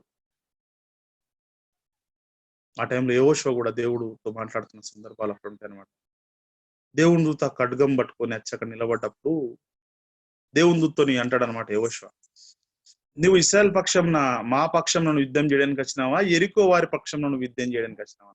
అయితే అంటాడు, నేను యెరికో వారి పక్షం యుద్ధం చేయడానికి రాలే, మీ పక్షం కూడా నేను యుద్ధం చేయడానికి రాలే, నేను యెహోవా పక్షంలో యుద్ధం చేయడానికి వచ్చాను. దేవుడు క్లారిటీగా నాతో ఆ రోజు మాట్లాడినట్టు అనిపించింది. దేవుడు ఏ ఆర్గనైజేషన్ లో దేని కావాలంటే యేసుక్రీస్తు ఆర్గనైజేషన్, ఆయన పక్షంకి వెళ్ళిపోవాలి. ప్రభా, నువ్వు మాట్లాడినావు, నేను నీ పక్షానికి వస్తున్నా, నువ్వే నా ఆర్గనైజర్, నేను నీ పక్కన నిలబడతా, అంతే, యుద్ధము నీదే, విజయము నీదే, ప్రభా నన్ను వాడుకో అని దేవుని నేను కమిట్మెంట్ ఇచ్చిన. దాని తర్వాత కొందరు వచ్చి అన్నారు, తమ్ముడు నువ్వు బతకడానికి ఎట్లా తమ్ముడు, నీకు ఫైనాన్స్, మరి నువ్వు అక్కడికి వెళ్తావు అనే విషయాన్ని మాట్లాడినప్పుడు నా కాలింగ్ నాకు గుర్తుకొచ్చింది అనమాట. అన్న, అస్సాంకి నేను వెళ్తున్నా, బ్రతకడానికి వెళ్తలేనన్నా, దేవుడు అస్సాంలో నన్ను చావడానికి ప్రిపేర్ చేసిండు. చావడం కోసమే అస్సాం విషయంలో మాట్లాడిండు. తన కోసం తన ప్రాణం పెట్టువాడు అంటే ప్రాణం పెట్టడానికి దేవుడు నన్ను అస్సాం మాట్లాడితే చావడానికి కాబట్టి, సచ్చడానికి ఫైనాన్స్ అవసరం లేదన్నా, బతికేటోనికి ఫైనాన్స్ కావాలని చెప్పిన అన్న. చచ్చిపోవడానికి ఫైనాన్స్ అవసరం లేదు, బ్రతకాలనుకున్నానికి కాబట్టి అన్నప్పుడు అన్న అన్నాడంటే, ఇది నీ పిచ్చి విశ్వాసం తమ్ముడు అన్నా. అన్న బహుశా కావచ్చేమో అనుకున్నా అని నేను ప్రార్థన చేసిన. ప్రభువా, ఫైనాన్స్ గురించి అన్నవాళ్ళు ఇట్లా అంటుర్రు, మరి నువ్వేమంటావు? నాకు ఒక అలవాటు ఉంది. ఏ విధంగా అంటే, నాకు ఎవరు ఏం సజెషన్ ఇచ్చినా వెంటనే దేవునికి వెళ్ళి ఫ్రెండ్ లాగా మాట్లాడేవాడిని. ప్రభువా, పలానన్న ఈ విషయాన్ని మాట్లాడుతుండు నాతోటి, కాబట్టి నువ్వేమంటావు? అన్న డిసిషన్ ఫైనల్ కాదు, నువ్వేం చెప్తావు నేను ఆ పని చేస్తా అని అనేవాడిని అనమాట. ఈ విధంగా ఫ్రెండ్లీగా నేను దేవునితో మాట్లాడుకునేవాడిని. అదే విషయాన్ని మాట్లాడినా, పలానా గ్రాడ్యుయేట్స్ పలానా అన్న వాళ్ళు అంటుర్రు మరి ఫైనాన్స్ గురించి, ఫైనాన్స్ ఎట్లా అన్నప్పుడు మాట్లాడినప్పుడు, పిఎస్ స్వామి అన్న మాకు ఇక్కడ ఒక చర్చ్ యానివర్సరీకి నిజామాబాద్ లో వచ్చిందనమాట. దేవనాథన్ నువ్వు మాట్లాడన్నప్పుడు ఆ రోజు పిఎస్ స్వామి అన్న మాట్లాడుతూ వాళ్ళ చర్చి వాళ్ళ ఫైనాన్స్ విషయంలో మాట్లాడుతూ నోహావు జీవితాన్ని పరిచయం చేసిండు. నోహావుకి దేవుడు పని అప్పచెప్పిండు, మెజర్మెంట్స్ ఇచ్చిండు, కొలతలు ఇచ్చిండు, కానీ దానికి కావాల్సిన పరికరాల విషయంలో దేవుడు ఏం చెప్పలే.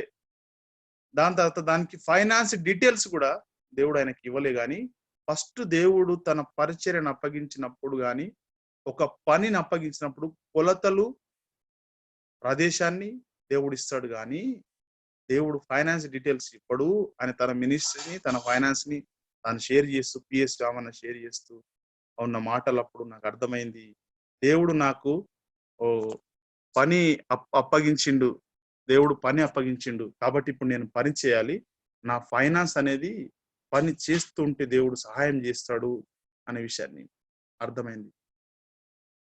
ఆర్గనైజేషన్ కన్ఫర్మ్ అయింది, కాలింగ్ కన్ఫర్మ్, ప్లేస్ కన్ఫర్మ్ అయింది. దాని తర్వాత ఫైనాన్స్ కూడా కన్ఫర్మ్ అయింది, మెజర్మెంట్స్ వచ్చినాయి. నోహావ్ లైఫ్ ఛాలెంజింగ్ చేసి దేవుడు నాతో మాట్లాడినప్పుడు వెంటనే నేను రెడీ అయినా, నా బట్టలు నేను చదువుకొని అస్సాంకి వెళ్దామని ప్రిపేర్ అయితే, అప్పుడు ఏమైందంటే టికెట్స్ బుక్ చేసుకున్న అస్సాంకి వెళ్దామని. ఆ ప్రాంతంలో ఆ టైంలో ఏమైందంటే అస్సాంలో ఫ్లడ్ వచ్చి రైలు పట్టాలన్నీ కొట్టుకొని పోవడం, రైలు పట్టాలు బ్రేక్ కావడం జరిగింది. ఆ రైలు పట్టాలు బ్రేక్ అయితే ఫస్ట్ టైం బ్రేక్ అయినాయి అన్నప్పుడు చాలా మంది అన్నారు, అరే నీది ఆ కాలింగ్ రాంగ్ అనుకుంటా, అందుకోసం ఈ దేవుడు ఆపేస్తుండు అని కొందరు అన్నారు అనమాట. నేను సైలెంట్గా ఉన్నా, ప్రభువా ఏమంటావు అని. నాకు ఎక్కువ ప్రార్థన చేసేవాడు మా బాబాయ్ ఉండేవాడు. ఆయనతో షేర్ చేసినప్పుడు అన్నాడు, నువ్వు వెళ్ళిపోరు ఇక్కడ నుంచి, దాని విషయంలో నువ్వేం టెన్షన్ తీసుకోకు అన్నప్పుడు దేవుడు నాతో మాట్లాడేది వచ్చిండు. ఎందుకు అది టికెట్స్ క్యాన్సిల్ అయినాయి అంటే, ఆ టికెట్స్ ని ఒక అన్న, ఒక స్టాఫ్ అన్న దానికి నా టికెట్స్ బుక్ చేసిండు, క్యాన్సిల్ అయినాయి. దాని తర్వాత ఇంకొక అన్న కూడా టికెట్స్ బుక్ చేసిండు, క్యాన్సిల్ అయినాయి. 2 సార్లు క్యాన్సిల్ అయినాయి. ఎందుకు నాకు అర్థం కాలేదు. తర్వాత అప్పుడు నాకు అర్థమైంది, ప్రభు ఏమన్నాడు, దేవుడు నాతో మాట్లాడాడు. అప్పుడు నేను టికెట్స్ ని ఆ 2 సార్లు కూడా కాదు వాస్తవం అది, 2 సార్లు కూడా టికెట్స్ నేనే బుక్ చేసుకున్నాను, క్యాన్సిల్ అని. థర్డ్ టైం ఒక స్టాఫ్ అన్న బుక్ చేసిన టికెట్ అన్నమాట. అప్పుడు దేవుడు నాతో మాట్లాడాడు, నీ డబ్బులు నాకు అవసరం లేదురా, నువ్వు నాకు కావాలా అన్నట్టు దేవుడు నాతో మాట్లాడాడు. దాని తర్వాత ఒక ఈసీ క్యాంపులో నేను మన ఈ క్యాంపులలో వంట వండేవాని అనమాట. DT camp, EC camp, LT క్యాంపులో అన్నిట్లలో వంట వండేవాడిని. ఒకసారి కామారెడ్డి ఈసీ క్యాంప్ లో వంట వండుతున్నప్పుడు ఒక గ్రాడ్యుయేట్ డేవిడ్ రాజ్ అని నచ్చిన అనమాట.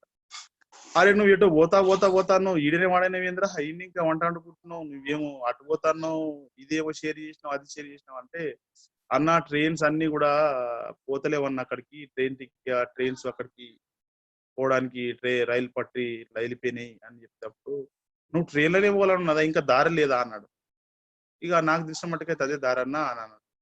గాలి మోటార్లో కూడా వెయిట్ ఉంటే చూడు అని చెప్పిండు అనమాట. చూసి ఇంటర్నెట్లో చెక్ చేయగానే వెంటనే ఉన్నాయి అన్న, ఈ విధంగా ఉన్నాయి అనగానే, అన్న 2 days తర్వాత ఏం చేసినంటే ఆ టికెట్ తీసుకొచ్చి చేతిలో పెట్టిండు. నువ్వు కనిపించకు, ఈడికెళ్ళి వెళ్ళిపో. నువ్వు చెప్పినావు కదా నువ్వు పోవాలని, అన్ననే ఫ్లైట్ టికెట్ తీసుకొచ్చి చేతిలో పెట్టిండు. కలకత్తా వరకు అక్కడి నుంచి వెళ్ళి నేను అక్కడికి వెళ్ళడం, ఆ విధంగా నేను అక్కడికి వెళ్ళడం జరిగింది. అస్సాంకి వెళ్ళడం జరిగింది. అస్సాంకి వెళ్ళిన తర్వాత ఎక్కడ ఉండాలా, ఏం చేయాలా అర్థం కాని పరిస్థితులలో ఒక అమ్మ నన్ను చేరదీయడము, ఇల్లు ఇవ్వడం అన్నమాట. ఒక 1000 రూపాయలకి ఇల్లు ఇవ్వడానికి అన్నప్పుడు, అమ్మ నా దగ్గర డబ్బులు లేవు, కానీ నేను డబ్బులు ఇవ్వనని చెప్పాను. కానీ ఎప్పుడు ఇస్తానో తెలియదు. దేవుడు నాకు ఇస్తే నేను నీకు ఇవ్వాలా, కాబట్టి దేవుడు నాకు ఇస్తాడు అనే విషయం నాకు తెలుసు, కాబట్టి నీకు ఇస్తా, కానీ రెగ్యులర్ గిఫ్ట్ అని చెప్పినప్పుడు ఆమె ఒప్పుకొని వాళ్ళ అన్నం పెట్టడము, ఆ ఇంట్లో నేను రూమ్ ఉండడం. నాకు భాష రాదు, నాకేం రాదు. ఆ టైంలో ఏం చేయాల ప్రభా, పిలిచినావు, వచ్చిన ఏం చేయాలి అని అన్నప్పుడు ప్రార్థన చేయని విషయం చెప్పింది. రెగ్యులర్గా ప్రార్థన చేసేవాడిని. చుట్టుపక్కల వారు అడిగేవారు అనమాట, నువ్వు రాత్రి మగలు ప్రార్థన చేస్తావు అంటే మామూలుగా లైట్ ఎరుగుతూనే ఉంటుంది, నువ్వేం చేస్తావు అంటే ప్రార్థన చేస్తావు. నువ్వు ఎందుకు ఇక్కడికి వచ్చినావు అంటే యేసుక్రీస్తుని చెప్పడానికి కోసము, ముస్లిమ్స్ కోసం అని చెప్పినప్పుడు అన్నావు. ఆ లోకల్ వాళ్ళు కొందరు ఏం చేశారంటే, మరి ముస్లిమ్స్ కి కొన్ని వాళ్ళు వ్యాధులతో బాగా వాళ్ళు కొద్దిగా మామూలుగా రోగంతో ఉన్న వారు ఉన్నారు, పెరాలైసిస్ వాళ్ళు ఉన్నారు, వాళ్ళు ఉన్నారు అనే విషయం చెప్పినప్పుడు, సరే వాళ్ళ కోసం ప్రార్థన చేద్దాం అన్నప్పుడు వాళ్ళని తీసుకుని వెళ్ళడం, వాళ్ళే వచ్చి నాకు అడగడము, వాళ్ళే తీసుకెళ్ళడం అని జరిగింది. ఆ విధంగా ప్రార్థన చేసినప్పుడు కొంతమంది బాగా కావడము, వాటి ద్వారా ఇంకా కొందరు ప్రార్థన చేసుకునికి రావడం, ఆ విధంగా కమ్యూనికేట్ చేయడం జరిగింది అనమాట. నాకు ఫుడ్ విషయంలో ఒక నాన్ క్రిస్టియన్ ఒక వ్యక్తి ఉండే అనమాట. ఒకసారి కలిసి నేను మాట్లాడినంతే, అప్పటి నుంచి ఆయన పరిచయమే. నాకు డైలీ కూరగాయలు ఇవన్నీ తీసుకొని వచ్చి ఇంట్లో వేసేవాడు అనమాట. నేను ఒకరోజు అతను నేను తిట్టాను అనమాట, నువ్వు ఎందుకు రాబాయి కూరగాయలు నాకు వేస్తున్నావు, నీకు నాకేం సంబంధం, నువ్వు ఎవరు నాకు ఇవ్వడానికి అనే విషయాన్ని మాట్లాడినప్పుడు, ఆ వ్యక్తి ఒక విషయాన్ని మాట్లాడాడు, సార్ నేను మీ ఇంటి ముందుకు వెళ్తే, నేను కూరగాయలు తీసుకుని వెళ్తే మీ ఇంట్లో కూరగాయలు వేసే వరకు నా మనసు మనశ్శాంతిగా ఉండదు సార్, కడుపు బాగా నొస్తుంది. నీకు ఏదైనా సామాన్ ఇచ్చి వెళ్తే నా మనసు గాని, నా శరీరం గాని చాలా ప్రశాంతంగా ఉంటది సార్. ఈ పని నన్ను చేయనియ్యు, నన్ను అద్దనకు, నాకు చాలా ప్రాబ్లం అవుతుంది. ఆ విధంగా కూరగాయలు అనకు, ఆ విధంగా ఆ వ్యక్తి కూరగాయలు తెచ్చేవాడు అనమాట. ఇంకో వ్యక్తి నేను మీ ఇంటి ముందుకు వెళ్తే నా కాళ్ళు మీ ఇంట్లోకి గుంజుతాయి సార్, అందుగురించి ఏదైనా మీ సామాన్ ఏదో ఒకటి ఇక్కడ ఇచ్చిపోతే నేను, ఆ విధంగా నన్ను పోషించడం, నాన్ క్రిస్టియన్స్ పోషించడము. నేను ఆ ఫీల్డ్ ఏరియాస్ లో తిరిగి వెళ్ళినప్పుడు, ముస్లిమ్స్ నన్ను వాళ్ళ ఇళ్ళలో తిరిగినప్పుడు, ఒక ముస్లిం నన్ను తీసుకెళ్లి వారి ఇంట్లో అన్నం పెట్టడము, నాకు ఆకలైనప్పుడు ఆ విధంగా వాళ్ళతో రిలేషన్షిప్ బిల్డప్ చేయడం అనేది జరిగింది. ఆ విధంగా వాళ్ళ మధ్యలో నేను పని చేస్తున్న సమయంలో నేను ప్రేయర్ వాక్ చేసేవాడిని. ప్రేయర్ వాక్ చేసినప్పుడు వాళ్ళని పరిచయం చేసుకునేవాడిని, వారితో మాట్లాడేవాడిని, వాళ్ళతో కలిసి పని చేయడం గాని, ఈ విధంగా చేస్తూ అక్కడ సేవ చేస్తున్నాను. ఏ విధంగానంటే, పొలం పని చేసే వాళ్ళతో నేను పొలం పని చేయడం, కలిసి కమ్యూనికేట్ చేయడం వల్ల వాళ్ళ ఇంట్లో అన్నం పెట్టేవారు. మంచి రిలేషన్ వాళ్ళతో కావడం. అదే రిలేషన్ ద్వారా ఆహ్, వాళ్ళతో యేసుక్రీస్తుని పరిచయం చేయడం. నేను క్రిస్టియన్స్‌ని, యేసుక్రీస్తుని అంటే వాళ్ళు అనేవారు, అవును మీది మాది కలుస్తది కదా అన్నప్పుడు, ఆ టైంలో వాళ్ళకి సువార్త చెప్పడం అనే విషయం. అప్పటి వరకు నేను ఫ్రెండ్‌షిప్ చేయడం అన్నమాట. ఆహ్, బేకరీ వారుండే వాళ్ళతోటి మేము పరిచయం చేసుకొని, యేసుక్రీస్తుని ప్రకటించడానికి ముందు వాళ్ళతోని కలిసి పనిచేయడం, వాళ్ళకి బేకరీలో సహాయం చేయడం, వాళ్ళతో పిండి ఈ పనులు చేయడం, ఆ విధంగా చేసినప్పుడు వాళ్ళు మమ్మల్ని ఒక ఫ్యామిలీగా పిలవడము, వాళ్ళ ఇంట్లోకి అన్నం పెట్టడం మాకు. సో, ఆ విధంగా చేయడం జరిగినప్పుడు, ఆ విధంగా వాళ్ళతోని ఫ్రెండ్‌షిప్ చేసి, వాళ్ళకి యేసుక్రీస్తుని ప్రకటించడం. ఆ విధంగా అట్లా ఒక 11 కుటుంబాలకు యేసుక్రీస్తుని మేము ప్రకటించడం జరిగింది. దాంట్లో 11 కుటుంబాలు కాంటాక్ట్స్ ఉన్నప్పుడు, దాంట్లో ఒక కుటుంబం యేసుక్రీస్తుని సొంత రక్షకునిగా అంగీకరించి లాస్ట్ డిసెంబర్ 2019 డిసెంబర్ 1 తారీఖున మేమందరం కలిసి ఫెలోషిప్ చేయడం జరిగింది. దాని తర్వాత 2011 2020లో అది 31st నైట్ ఇంకో ఫ్యామిలీ యేసుక్రీస్తుని పరిచయం చేయడము, వాళ్ళందరూ కూడా వాళ్ళ ఫ్యామిలీస్ అందరినీ గ్యాదర్ చేసి 31st నైట్ ని వాళ్ళు జరుపుకుంటూ ఎంజాయ్ చేస్తున్న సమయంలో వాళ్ళందరి మధ్యలో ధైర్యంగా నిలబడి బైబిల్ పట్టుకొని యేసుక్రీస్తుని చెప్పడం జరగడము, వాళ్ళందరూ కూడా నిజమైన దేవుణ్ణి ఆరాధించడము, దేవుడు మనకిచ్చిన ఈ నూతన సంవత్సరం ఆయనతోని మనం ప్రారంభించాలి అనే విషయాల్ని వాళ్ళతో చెప్పినప్పుడు చాలా హ్యాపీగా ఫీల్ అయ్యి వాళ్ళందరూ రిసీవ్ చేసుకోవడం, ఆ విధంగా వాళ్ళ రిలేషన్ వాళ్ళ ఫ్యామిలీస్ లోకి వెళ్ళడము, కలవడము, వాళ్ళ విలేజ్ లోకి వెళ్ళడము, గ్యాదరింగ్ చేయడము, ఇట్లా రిలేషన్షిప్ చేసుకుంటూ వాళ్ళ మధ్యలో పరిచర్య చేయడం జరుగుతుంది ప్రజెంట్ ఇప్పటికీ. నేను సింగిల్ గా వెళ్ళినప్పుడు దేవుడు సహాయం చేసిండు. కొంతమంది ఛాలెంజ్ చేసిర్రు సింగిల్ గా వెళ్ళినప్పుడు, అరే నువ్వు ఒక్కడి కాబట్టి బతికిపోయినవురా, నీకు పెళ్ళైతే నీకు తెలుస్తుంది, నీకు అప్పుడు డబ్బులు అవసరం ఉంటది అనే విషయాన్ని నాతో ఛాలెంజ్ చేసిర్రు అనమాట. అన్న, ఇశ్రాయేలు ప్రజల్ని కొన్ని లక్షల మందిని పోషించిన దేవుడు నన్ను పోషించలేడా? కొన్ని లక్షల మందిని పోషించి వాళ్ళకు ప్రతి విషయంలో సహాయం చేసినాడు. ఆ దేవునికి నేను ఒక్కనే తక్కువ అవుతానా? నా దేవుడు చాతగాని దేవుడు కాదు, నా దేవుడు సమర్థుడు, అన్ని విషయాల్లో సహాయం చేస్తాడు అనే విషయం చేసినప్పుడు ఒక్కడిగా వెళ్ళినా దేవుడు సహాయం చేసిండు. మ్యారేజ్ చేసుకొని ఇద్దరం వెళ్ళినాం, దేవుడు సహాయం చేసిండు. చాలా పరిస్థితులు వచ్చినాయి, ఆ అవన్నీ ఉన్నాయి, చాలా చాలా విషయాలు ఉన్నాయి, అవన్నీ చేయడానికి టైం లేదు, టైం అయిపోయింది. ఆ ఈ విధంగా అక్కడ పరిచయం చేయడము, ఛాలెంజింగ్స్ ముస్లిమ్స్ మధ్య అక్కడ చేసినప్పుడు వాళ్ళందరూ కొన్ని విషయాల్లో రౌండ్ అప్ కావడము, దాని తర్వాత కొన్ని ఇయర్స్ నన్ను నెట్టి వేయడము, ఎల్లగొట్టడము, బెదిరియడం కూడా జరిగింది కొన్ని ప్రాంతాలలో. అయినప్పటికీ దేవుని సువార్త ప్రకటించడానికి దేవుడు అక్కడ సహాయం చేస్తుండు. అన్న టైం ఉందా అన్న? Bharat 10 minutes, you can take time, 10 minutes. Okay okay అన్న. 10 to 15 minutes, maximum 15 minutes లో వైండ్ అప్ చేసేది. Okay okay. అలాంటి అక్కడ ఉన్న పరిస్థితులు ఆ విధంగా ఉండి ఉన్నప్పటికీ కూడా దేవుడు ప్రతి విషయాల్లో సాయం చేస్తుండు. చాలా విషయాలు ఉన్నాయి, ఈ టైంలో మనం షేర్ చేయలేము. మామూలుగా అక్కడ ఎందుకు చేస్తున్నాం, ఏ విధంగా పిలిచిండు, ఆ విధంగా. నేను లాస్ట్ గా ఫైనల్ వర్డ్స్ నేను చెప్తా ఈ 10 minutes లో. యేసుక్రీస్తు గురించి ముస్లిమ్స్ కి మనం ఎందుకు చెప్పాలి? ఎందుకు చెప్పాలి అని అంటే, ప్రజెంట్ పరిస్థితులలో యేసుక్రీస్తుకి గురించి మనం చెప్పకుంటే ముస్లిమ్స్ వాళ్ళ అల్లా గురించి మనకు చెప్తారు. ఎందుకనంటే వాళ్ళు కూడా చాలా ట్రైనింగ్ ప్రోగ్రామ్స్ చేసి చాలా రకరకాలుగా వాళ్ళ ఇస్లాంని వ్యాప్తి చేయడానికి చాలా రకరకాలుగా ప్రారంభించారు అనమాట. నేనున్న ఏరియాస్లలో లవ్ జిహాద్ అనేది మనం విన్నారనుకుంటా, ఈ నైబర్స్ గ్రూప్ లో చాలా మంది షేర్ చేశారు మీకు లవ్ జిహాద్. లవ్ జిహాద్ ని మీరు డైరెక్ట్ గా చూడాలంటే అస్సాం కసి నేను చూపిస్తా. అస్సాంలో ఉన్న ముస్లిమ్స్ అందరు కూడా అరుణాచల్ ఉన్న క్రిస్టియన్స్ అమ్మాయిలందరినీ కూడా వాళ్ళని లేపుకొని వెళ్ళిపోతారు, ప్రేమించి వాళ్ళని తీసుకొని వెళ్ళడం, ఆ విధంగా తీసుకొని వెళ్ళి వాళ్ళని ముస్లింలుగా కన్వర్ట్ చేయడము. అదేవిధంగా అరుణాచల్లో లేడీస్ కి గవర్నమెంట్ బెనిఫిట్స్ అన్ని ఇస్తుంది అనమాట, మగవాళ్ళకి ఇవ్వదు. కాబట్టి అరుణాచల్ గవర్నమెంట్ బెనిఫిట్స్ ని పొందడానికి కూడా వాళ్ళు అరుణాచల్ అమ్మాయిల్ని పెళ్లి చేసుకోవడము, వాళ్ళకు మీది మాది ఒక్కటి అని చెప్పి పెళ్లి చేసుకుంటారు అనమాట. నేను కొంతమంది ముస్లింకి అక్కడ వెళ్ళిన వాళ్ళకి కలిసినమాట, ఇది మనది ఒక్కటే కాబట్టి మనకి ఏం కాదన్నమాట. నాకు అప్పుడు అనిపించింది, పాపం వాళ్ళని ఏ విధంగా మోసం చేస్తుర్రు అంటే, మనం ఒకవేళ యేసుక్రీస్తు గురించి మనము ప్రకటించే వారిగా లేకున్నట్లయితే వాళ్ళు వాళ్ళ ముస్లిం గురించి ప్రకటిస్తారు. కాబట్టి నువ్వు కూడా ఒకరోజు ముస్లిం అయ్యే అవకాశం ఉంటది. కాబట్టి మనం యేసుక్రీస్తు గురించి వారికి చెప్పే అవసరత ఉంది. చాలా మంది ఉన్నారు అక్కడ ఆ విధంగా లవ్ జిహాద్, దాని తర్వాత చాలా రకరకాలుగా వాళ్ళు ముస్లిమ్స్ ని అలా చేస్తారనమాట. దాని తర్వాత నేను ఒక సెమినార్ లో, ఈ యొక్క బైబుల్ కాలేజ్ దాంట్లో నన్ను ఒక సెమినార్ పిలిచిండు రీసెర్చ్ పర్సన్ గా. అప్పుడు అక్కడ వెళ్ళినప్పుడు నేను మాట్లాడిన తర్వాత, మన ముస్లిమ్స్ ని ప్రేమిస్తే తప్ప వాళ్ళకి సువార్త ప్రకటించలేం, ఇది వాస్తవం. ఆ విషయాన్ని షేర్ చేసినప్పుడు ఒక ఒక ఒక ఒక ఆడమార్చి నాతో మాట్లాడింది ఒక లేడీ.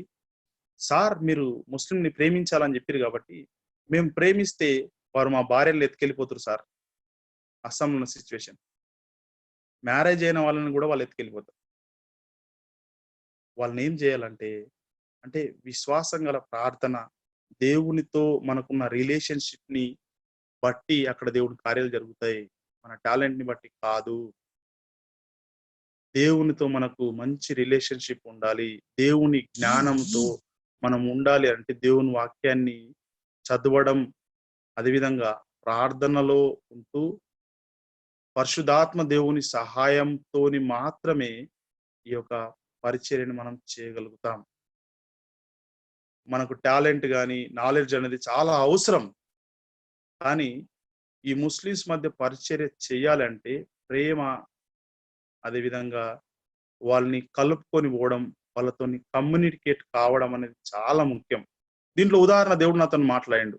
చాలా కరడుగట్టిన యూదులకు యేసుక్రీస్తు తన్ను తాను దేవునిగా, లోకరక్షకునిగా పరిచయం చేసుకోవడానికి యేసు ప్రభు ఒక గొర్రెలాగా వాళ్ళ దగ్గరికి వెళ్ళిపోయింది. ఏ విధంగా? అందుకోసమే గొర్రె పిల్ల అయిన యేసు ప్రభు అని చెప్తాం మనం. అంటే వాళ్ళు చంపేస్తారని తెలిసి